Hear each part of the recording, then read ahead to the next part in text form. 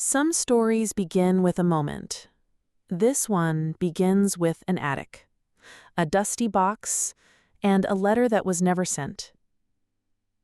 What happens when the words we never speak out loud are finally discovered? What do we learn about love, about silence, about the people we thought we knew? Today, you'll hear a story of memory, grief, and quiet devotion, where a daughter stumbles upon the deepest truth her mother never told, and a name she's never heard until now. This is The Letter Never Sent. Take a breath and listen. The attic smelled like cedar wood and thyme. Dust shimmered in the light coming through the slanted skylight, soft as gauze. Rachel hadn't been up here since her mother died. Boxes labeled winter coats and Xmas lined the walls like old sentinels guarding someone else's life. She opened the last trunk in the far corner. It wasn't labeled, just a dough-green canvas chest, heavy with rusted clasps. Inside, photos, brittle newspaper clippings, vinyl records wrapped in yellowed sleeves. Then, a small envelope, tied with twine. No address, no postage, just a name, written in her mother's handwriting, faded but unmistakable. Joaquin. She stared at the envelope as if it were alive. There was something too intimate about it, the way her mother's handwriting curled into the name Joaquin, almost tender.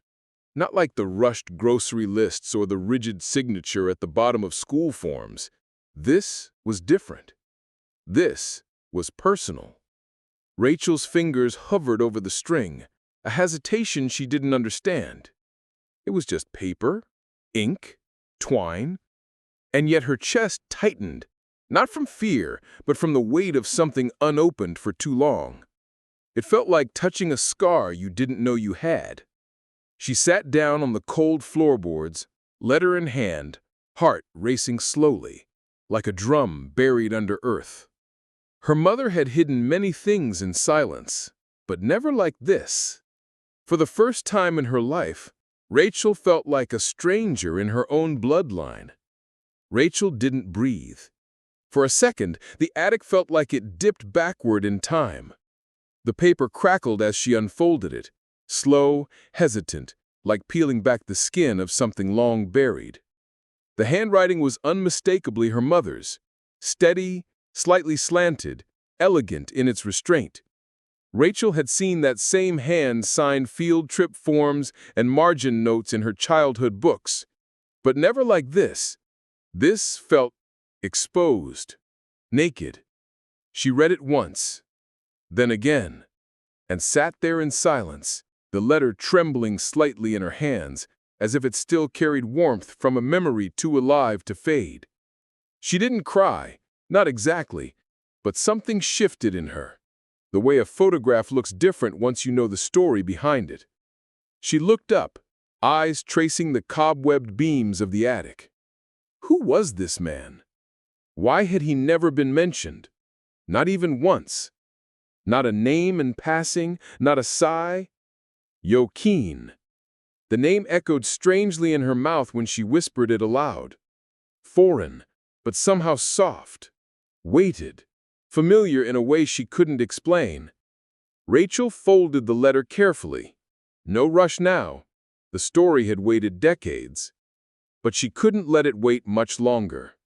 The name, Joaquin, settled into her thoughts like a stone she hadn't realized she'd been carrying. Who was he? Why had her mother written to him and never sent the letter? What part of her life had lived in silence, so long, so carefully, that Rachel had never once seen its outline? She decided she would find him. But Rachel didn't begin right away. The letter stayed in the drawer for 3 days. She took it out more than once, not to reread it, but simply to make sure it was still there. Tangible, real. On the 4th night, after pouring herself a glass of wine she barely touched, Rachel opened her laptop. She typed in the name, Joaquin Del Rey, and waited. There were too many results. A Spanish poet, a documentary filmmaker, a soccer coach in California. The name also appeared in an old article from a Miami literary journal, dated 1989, titled The Disappearing City, written by Joaquin Del Rey. She smirked, a quiet, self-mocking smile. She knew full well how hopeless it was to lean on a search engine and a name, but curiosity had pushed her to it anyway, carrying the quiet hope of luck. Just thinking back on it felt naive. Each night, she reopened the letter. His name was still there, steady and undisturbed. But there was no return address, no clue, just a name, and ink faded at the edges. She began reaching out, texts, emails, phone calls, to every old friend of her mother's she could think of, the ones who still sent cards on holidays, the ones who used to call. Every answer was the same. Joaquin? No, never heard that name. Maybe someone she knew when she was young. Marianne was always private. Your mother wrote a letter to a stranger? That's unexpected. Joaquin? Rings no bells. She never mentioned him. It wore her down. But she didn't give up, because every time she considered stopping, the name returned, soft but insistent, like a whisper caught in the folds of memory. Joaquin. One dry, late afternoon, Rachel pulled into a roadside cafe, the kind with rusted tin roofing and a faded wooden sign, tucked away in the hills, over an hour from Asheville. She hadn't planned to stop, just needed something to drink. A few quiet minutes before the road pulled her onward again. As she stood at the counter, deciding between herbal tea and black, a voice behind her, low and weathered, gently broke the air. "Are you Marianne Whittemore's daughter?" Rachel turned, her breath caught. An old woman stood there, hair white and windblown, wrapped in a wool cardigan that looked older than the cafe itself. Her eyes squinted, not from age, but from reaching backward into a long-ago image. "You look just like her," the woman said softly. "Especially the eyes. That was always Marianne's face, clear and full of something she never quite said." Rachel gave a small nod, almost afraid to breathe. "Yes, did you know my mother?" The old woman smiled, slowly, as if the memory needed a moment to resurface. "We were girls together.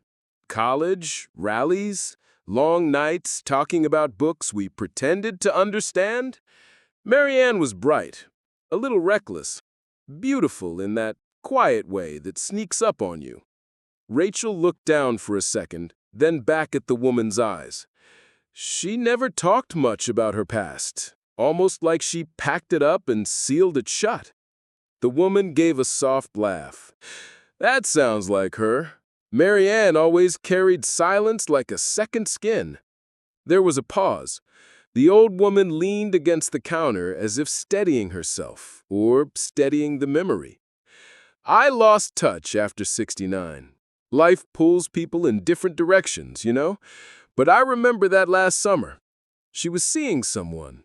I think he was a writer. Cuban, maybe? I can't remember his last name." She closed her eyes briefly, then opened them. "Wait. Yes! Joaquin! Joaquin something. Del Rey, maybe?" Rachel's breath hitched. The sound of his name, spoken aloud by someone other than herself, was like the click of an old lock turning. Something opened. "Joaquin Del Rey," she repeated quietly, as if testing how it felt in her mouth. The old woman nodded slowly, watching her with a kind of gentle suspicion. "You know the name?" Rachel hesitated. I found a letter from my mother to him. She never sent it." The woman's expression softened then tightened, like someone both moved and startled. "So she never let him go after all." A silence passed between them. warm, weighty. Then the woman looked away, toward the window, as if pulling a reel of film from deep inside her own mind. I remember seeing them once, just once in the quad. She had her shoes off. He was writing something on her palm. She was laughing, not politely, but like she forgot the rest of the world was there. She smiled faintly. It was the only time I saw her look undone, free.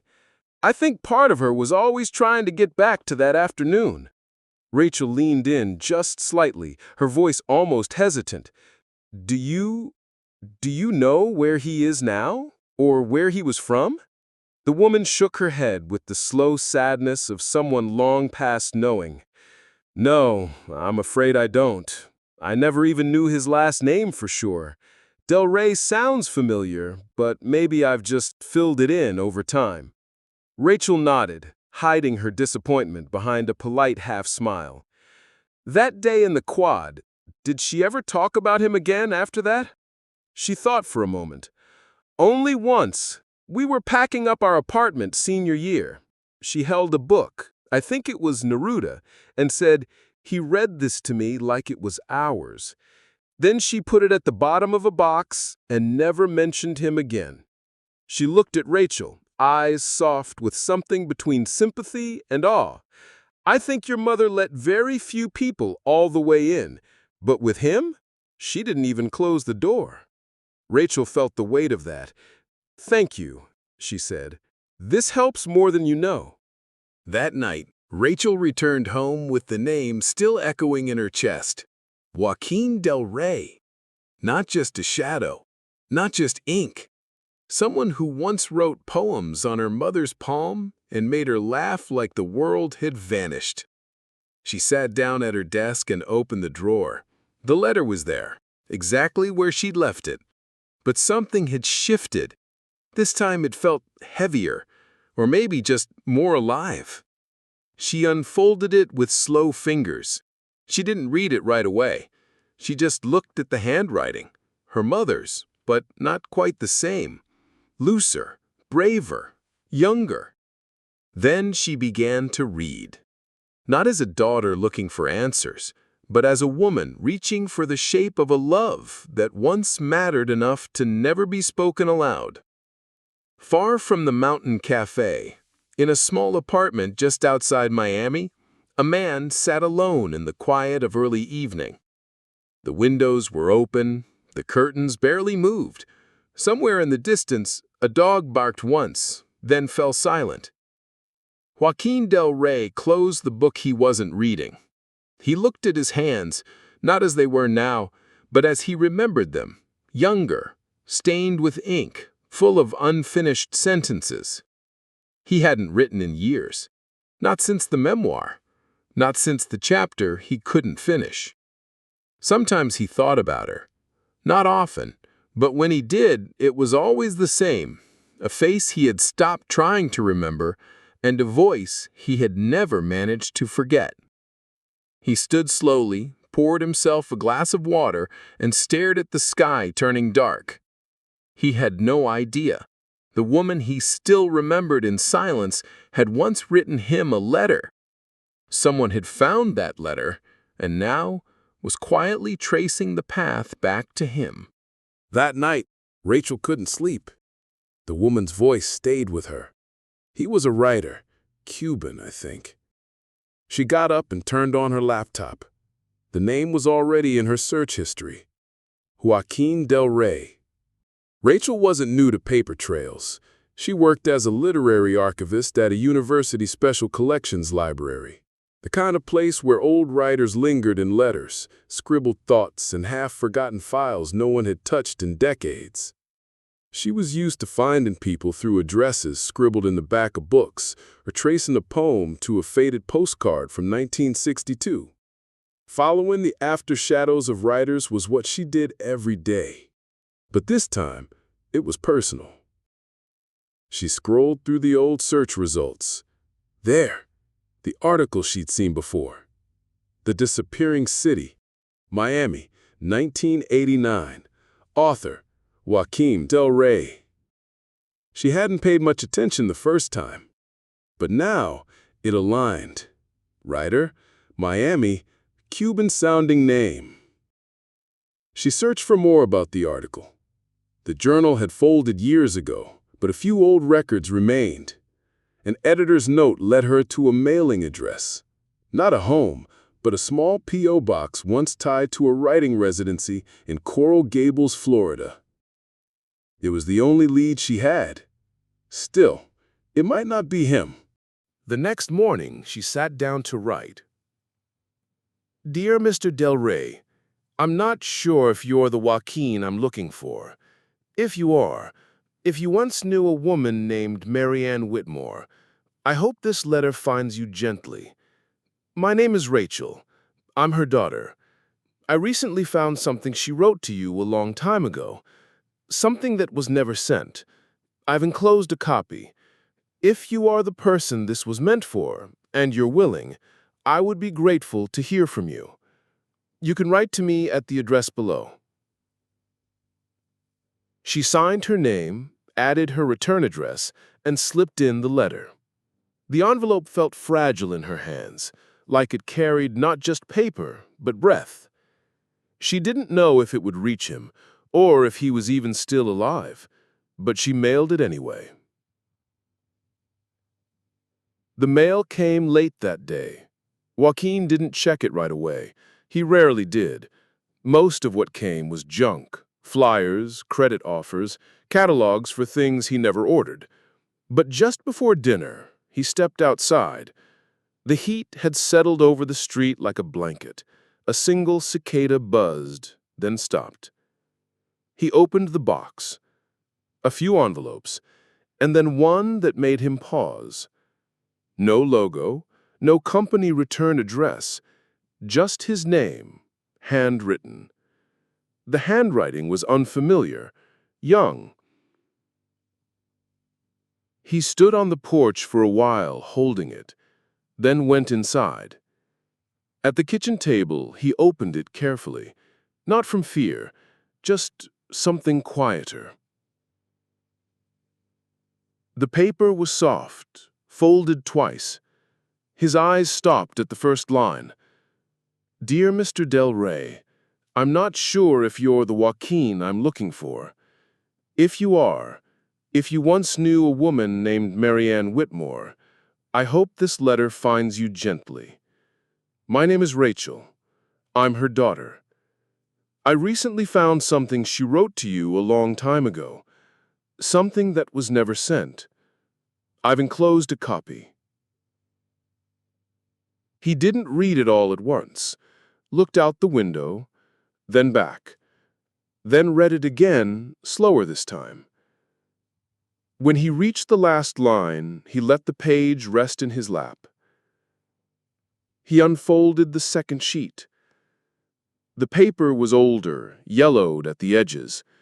The handwriting, hers, came back to him instantly.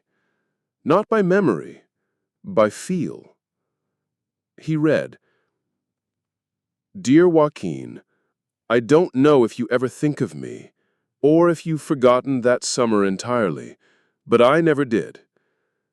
Sometimes I wonder if we invented it, if it was just something two people imagined into being because they needed something that wasn't there. But I don't think that's true. I've thought about writing you so many times. I never did. I was proud.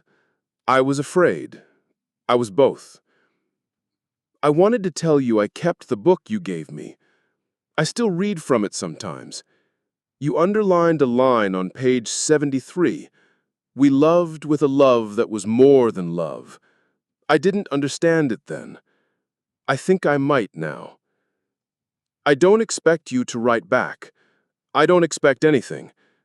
I just needed to put these words somewhere. And for some reason, that place is still you. M. He read it twice, then again. Her handwriting didn't look like memory. It looked like Marianne, still here, still mid-sentence. He didn't write back right away. Days passed, long enough for the letter to soften at the edges, but not long enough to silence what it had stirred. And slowly, something returned. It was a night in late July. They had stayed out too long, lost track of the time. The bookstore had closed. The cafes were dark. So they walked the empty street, barefoot, humming some tune neither of them could remember the words to. At one point, she stopped walking, took his hand. "You're going to disappear one day," she said, "and I won't know how to carry that." He didn't answer, so he did what she always hated. He kissed her instead of speaking. He hadn't thought about that night in years, and now it came back so clearly it almost felt recent, not just her words, but the way she said them, the pause before, the breath after. He sat still for a long time, not waiting, just staying. He didn't write. Not yet. The pen stayed on the desk, beside the envelope Rachel had sent. He looked at it sometimes, picked it up, put it down. That afternoon, he went for a walk. The neighborhood was quiet. Shrubs baked in the sun, the sidewalk glittered with old bottle glass, crushed and forgotten. He passed a laundromat with the door open, steam rising like memory. A child's voice called to someone unseen. Wind flipped a paper cup down the curb. All of it felt distant, too bright, too exposed. He kept walking. At the edge of the park, he paused. A woman in a yellow dress sat on a bench, reading. He didn't stare. He just felt something shift, almost, and then steady again. Back home, he opened the drawer where he kept old letters. Marianne's name wasn't there. Of course not. She had never sent one. He sat down, picked up the pen, and let it rest in his hand. Not to write, just to feel the weight of it. While Joaquin sat with his silence, miles away, Rachel waited with hers. She told herself she wasn't really expecting a reply, but every day after work, she checked the mailbox, like someone pretending not to wait, but whose heart gave them away with every step to the door. The first 2 days, she told herself it was just routine. By the 5th, she admitted she was waiting. By the 7th, she tried to stop. That evening, she sat by the window with a cup of tea gone cold. The radio played something old and crackling. Somewhere in the room, the envelope from her copy of the letter still lay untouched. She wasn't sure what she wanted. Answers? Stories? Some shape to the silence her mother left behind? Or maybe just proof that Marianne had once been known, seen, and remembered. It was late. The house was quiet. Rachel opened the old cedar chest at the foot of her mother's bed, the one that still smelled faintly of lavender and old paper. She hadn't meant to go through it again, not tonight, but something pulled her back. Most of it was familiar. Folded linens, a pressed handkerchief, a theater program from a show they saw together. Then, near the bottom, wrapped in soft fabric, a book. She recognized the spine, worn, cloth-bound, faded burgundy. She had seen her mother read from it before, long ago, but now she opened it, slowly. The pages were thin, almost translucent. A volume of poems, English translations from Spanish. On the title page, in ink faded to gray-blue, was a handwritten note.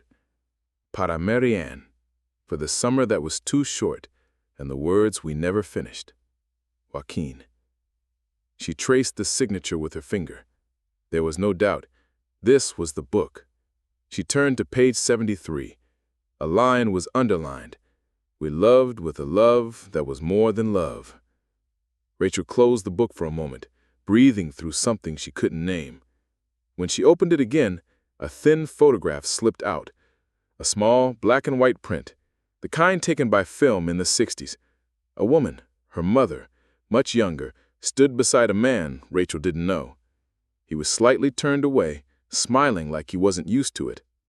On the back, in faint pencil, Coral Gables, 1967. Below that, in different ink, perhaps added later, Villa Clara Writing Residency, P.O. Box 1427. Rachel stared at it, then looked again at the signature. Now she had a place. The moment Rachel found the book, Joaquin was writing his reply. Two people, each at opposite ends of a memory, reaching toward what had once been left unsaid. Dear Rachel, I received your letter. I've read it many times, and hers too. I wasn't expecting it. I didn't know Marianne had written, but I remember the summer she wrote from. I'm not sure what to say that won't feel like I'm clinging to what's already gone. But thank you for sending her words, for not letting them stay folded in a drawer forever. How is she now? Is she doing all right? If you feel like writing back, I'd be grateful. There are things we don't say in time, and they become regrets no one quite knows where to put. She mattered, and I never forgot. With care, Joaquin Del Rey. By the time Joaquin signed his name at the bottom of the letter, Rachel was sitting with the photograph in her hands again. She had looked at it more times than she could count. The woman standing beside a man who never quite faced the camera. On the back, in faded pencil, Coral Gables, 1967, Villa Clara Writing Residency, P.O. Box 1427. A line that felt, somehow, like it had been quietly asking her to go. And still she hesitated. The question kept turning over in her mind. Should I go or not? In the past 2 days, she'd opened the ticket site 3 times, checked the forecast, mapped the route, skimmed hotel reviews she didn't read to the end. Everything rational told her not to go, but something quieter, deeper than reason, was leading her on. The suitcase lay open on the bed, half packed, half resisting, as if one part of her had already said yes, while the rest was still afraid to agree. Then came the soft sound, a metallic click at the door. The mail slot. She hadn't been expecting anything, but when she saw the envelope, its paper pale, a little worn, her name written in firm, slightly slanted handwriting, she held her breath. She turned it over. The return address, Miami. Slowly, carefully, she opened it. And when she saw the name at the bottom, Joaquin Del Rey, she sat down on the edge of the bed as if something in the room had just shifted, or something inside her had. She didn't read the letter right away. For a moment, she just sat there, the envelope still open in her hands, the quiet around her holding steady as if the room itself was waiting. When she did unfold the paper, she read it slowly, line by line, like someone tracing the edge of something too fragile to hold all at once. It wasn't long, but it said enough. She read his name again at the bottom, then folded the letter and set it down beside her. There were no tears, no revelations, only the steady weight of knowing that someone else remembered. That what she had found in the attic wasn't just leftover paper, but the echo of something once alive. She looked out the window. The light had shifted again, a different kind of afternoon. She didn't move for a long time, but the decision, whatever it had been, had already happened, quietly, somewhere beneath the stillness. A long while later, she finally put the suitcase away, canceled the flight, and folded the clothes she had half packed. Then she returned to her desk, took out a sheet of paper, and began to write back to Joaquin. Dear Mr. Del Rey, thank you for writing back. When your letter arrived, I was in the middle of planning a trip. I thought I might go to Coral Gables, just to see if there was still a trace of you there. But when I saw your name at the bottom of the envelope, I sat down and let go of that plan. It meant a great deal to hear from you. I didn't know if the person I was searching for even existed anymore, or if he had ever existed at all. But your words made it real, and I'm grateful. My mother, Marianne, passed away last November. It happened suddenly. Not the way she would have wanted, but it was peaceful, quiet, like her. She never mentioned you, not out of shame or secrecy, more like someone who tucked away a part of her life and never reached for it again. Finding the letter felt like opening a door I hadn't known was there, and once I stepped through, there was no way to pretend it hadn't changed something. I don't know what the two of you shared. I'm not asking. But I wanted you to know she thought of you. Even if no one else knew it, you were there.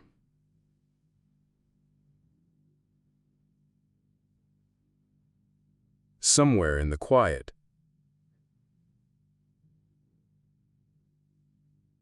If you feel like writing again, I'll be here. Warmly, Rachel Whitmore. It arrived in late afternoon. He heard the thump at the door. A small sound, easily missed, but he had been waiting for it. He held the envelope for a long moment.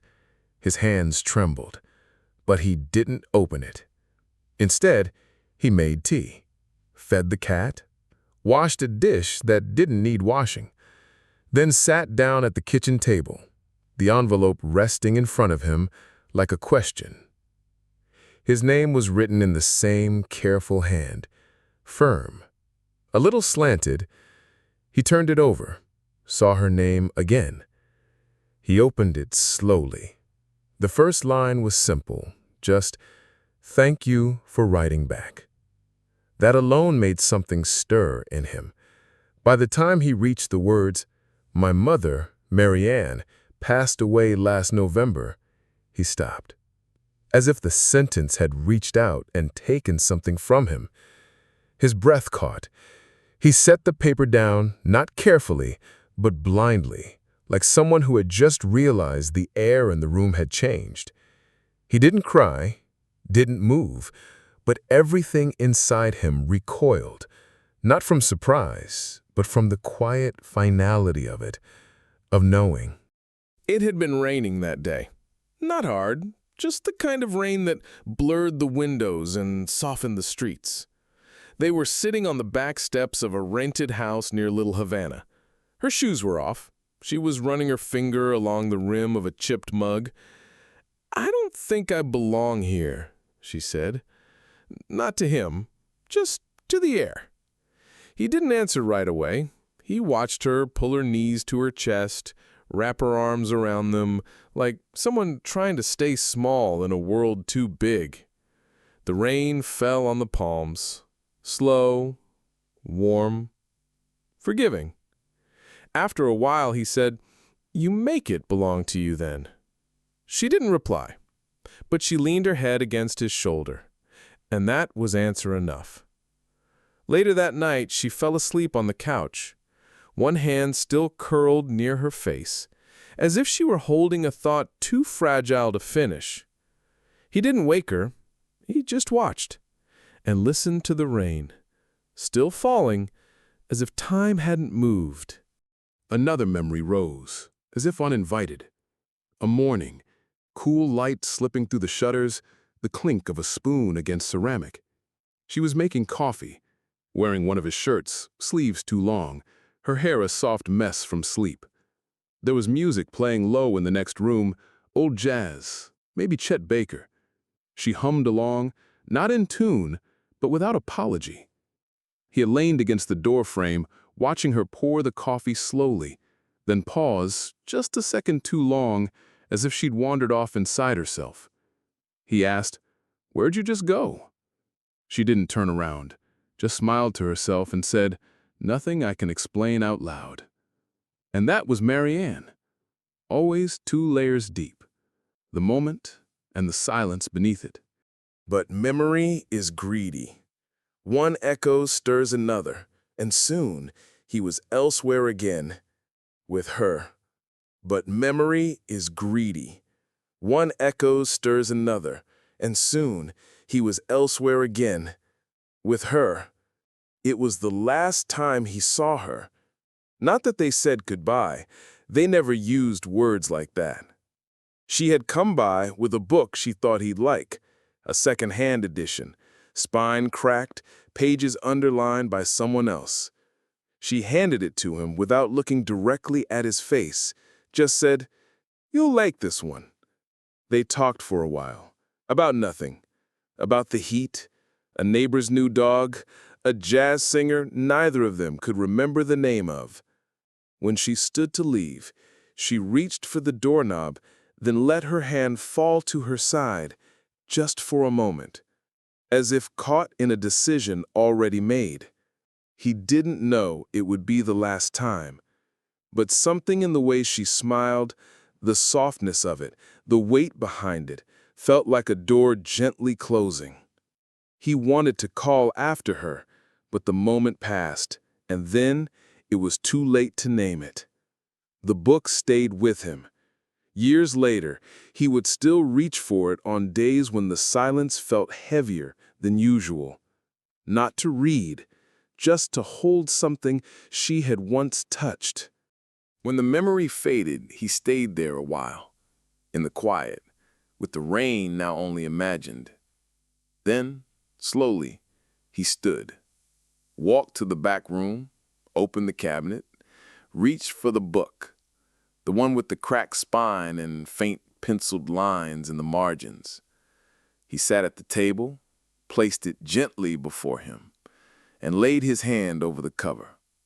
Just stayed like that, as if the shape of her might still live beneath the worn cardboard and paper, as if touch could call something back the time had already taken. A long time passed. Then, quietly, he opened the book. The pages gave a faint crackle, dry with age, soft with use. Her handwriting lived in the margins, light, almost unsure, like someone whispering beside the printed words. A line underlined in pencil. Some silences are not empty. They are full of what cannot be said. No signature, no note, but he knew it was for him. He traced the line with his finger, slowly, as if not to smudge something sacred. Then he closed his eyes, pulled the book gently to his chest, and leaned back in the chair. And the weight of it, of her, of time, of everything they never said, pressed quietly against him. A single tear slipped down, so quietly he didn't even notice it had fallen. Far away, Rachel stood at the kitchen sink, hands in cool water, mind somewhere else.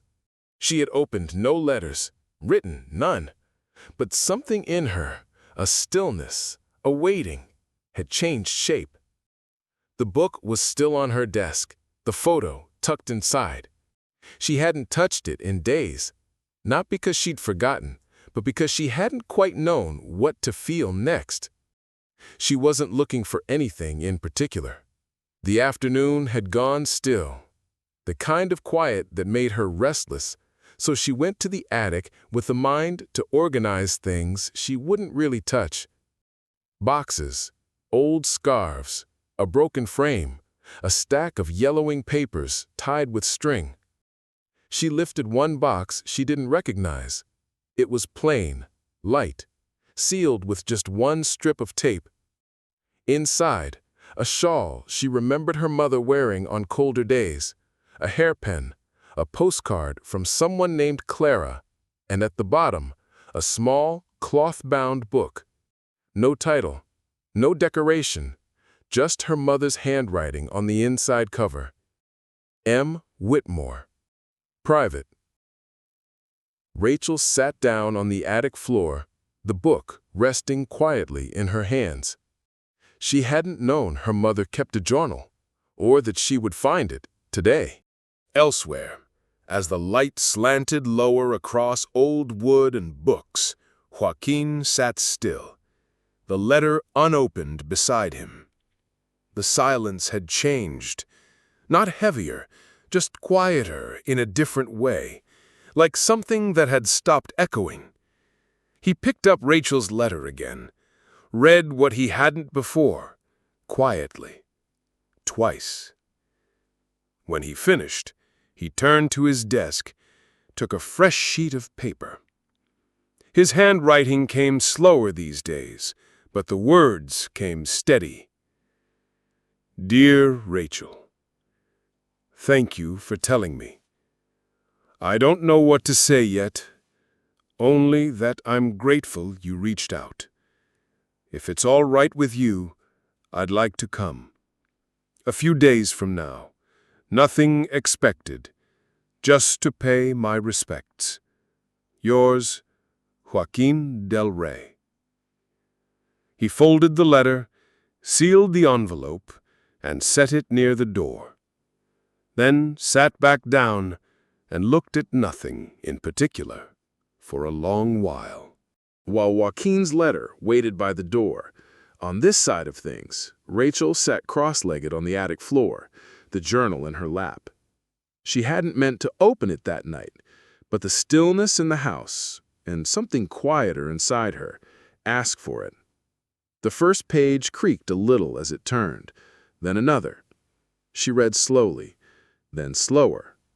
Her eyes paused often, not because she didn't understand, but because she needed to sit with what she now did. No sound, except the faint hush of paper and the breath she didn't know she'd been holding. She closed the journal quietly, folded her hands over it, and sat there, long after the words had ended, as if listening for something more. It was late afternoon again when the letter came. Rachel was standing by the front window, cup of tea cooling in her hands, the sky just beginning to pink at the edges. She didn't hear the mail slot open, only noticed when she turned and saw the envelope on the floor, plain, pale, her name in that same steady handwriting. She bent down slowly, picked it up. The envelope was warm from the sun. It felt like something that had come a long way without rushing. She stood there a moment, the letter resting against her palm. No rush to open it. Just knowing it was there was enough to still something inside her, for now. She opened it at the kitchen table, with the soft light of early evening falling across the floor. Her fingers moved carefully along the flap, not from hesitation, but something closer to reverence. The letter was short, a few lines, quiet. She read it once, then again.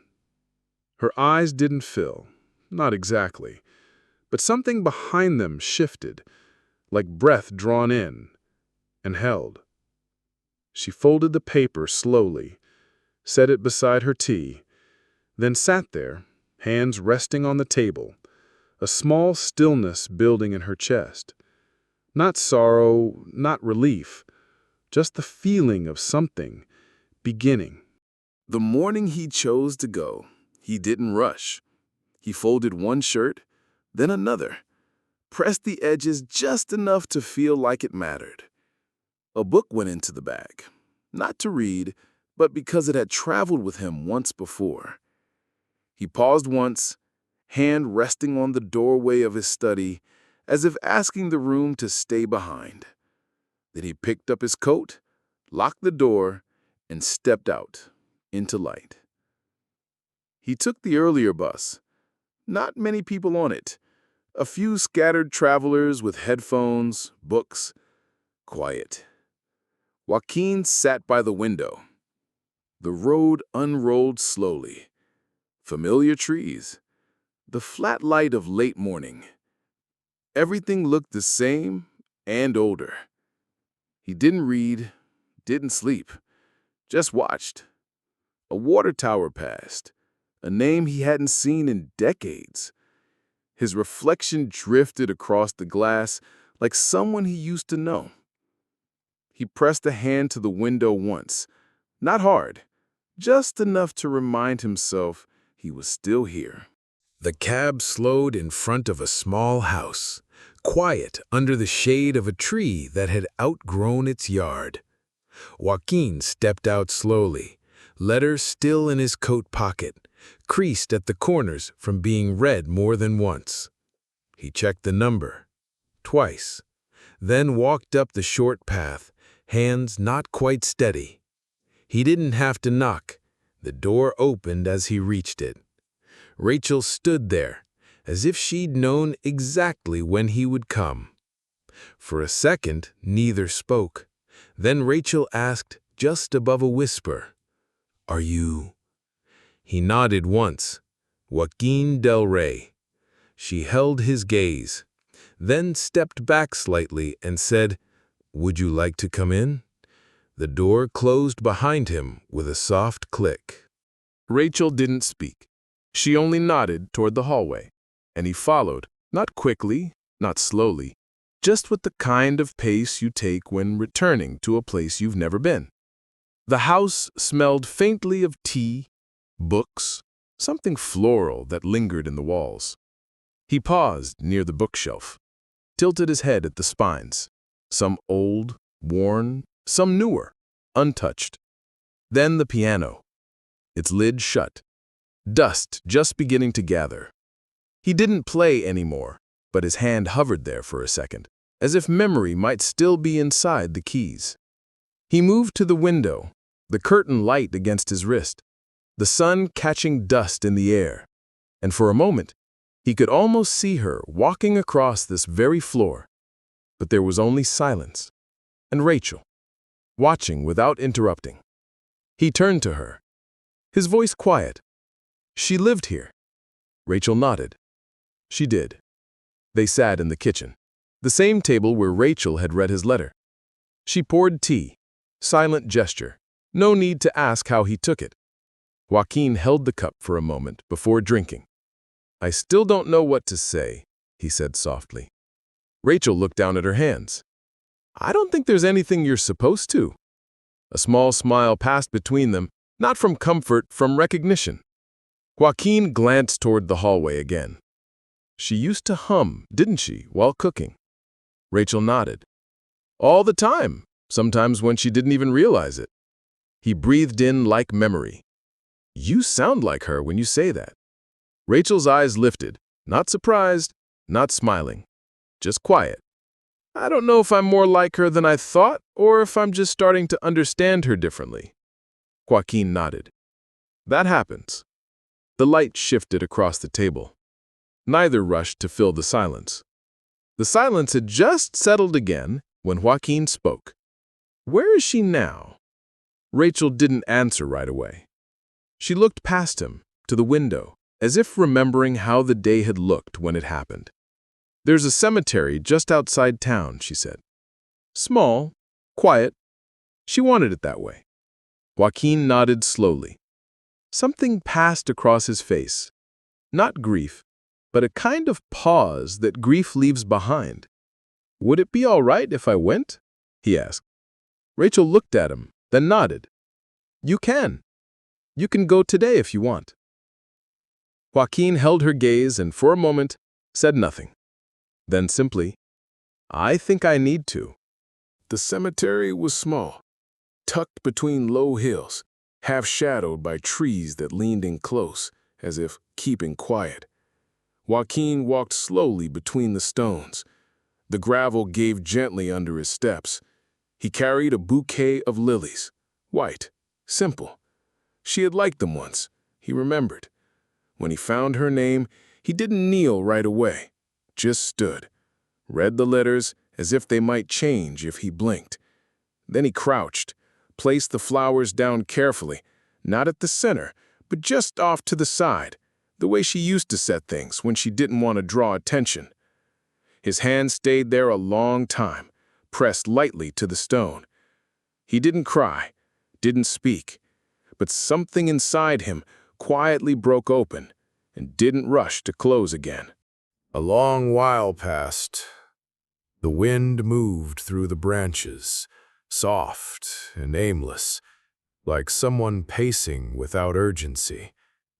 Joaquin stayed crouched, his hand still on the stone. Then, slowly, he spoke. "I didn't know you were gone."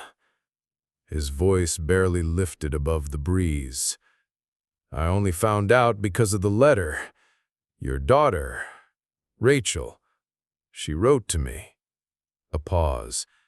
The silence wasn't empty, just full of everything he hadn't said. "I tried once, years ago, to find out where you were. I thought maybe we could talk. But then I found out you had a daughter, and I thought, what right did I have to show up after all that time?" His fingers traced the edge of the bouquet. "I didn't send flowers back then. I didn't call. I didn't write." A breath. "I didn't know how." He looked at the name carved into stone, as if it might still lift its head and answer. "I brought lilies. It's all I can bring now." His eyes closed gently. "There were things I wanted to tell you, even if it was too late, even if it's only me speaking." A pause. Then, softly, "I never stopped loving you." Some letters never reach their destination, but even unread, they hold weight. They remind us that love, even unspoken, still matters. Thank you for listening to The Letter Never Sent. If this story stirred something in you, a memory, a silence, or a name you haven't spoken in a long time, know that you're not alone. Don't forget to like, share, and subscribe for more stories that speak softly but stay with you long after the last word.